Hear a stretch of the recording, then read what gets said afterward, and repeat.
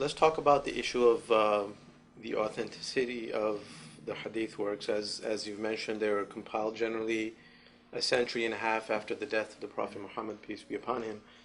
So how do we deal with that compared to the Quran?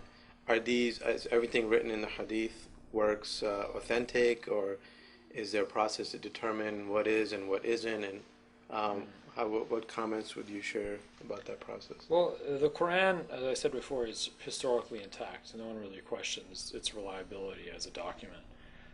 The hadiths are very different because they're not written down during the life of the Prophet, really, in any organized way.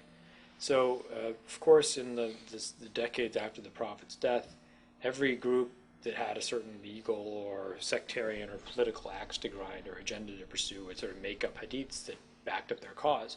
So Muslim scholars realized very quickly that people were forging many hadiths, and they had to try and come up with a way of picking authentic hadiths from the forged ones. And they attempted to do this, and they compiled, for Sunni Muslims, the collections of hadith that are considered to be reliable are these 6 books that I mentioned earlier.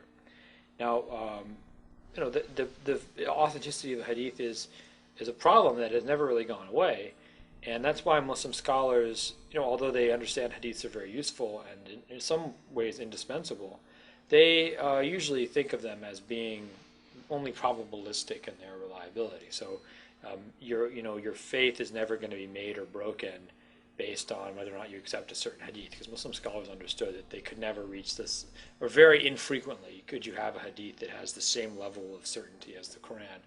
So this is Muslim scholars, I think, had a very realistic understanding of the limit of the authenticity of these hadiths.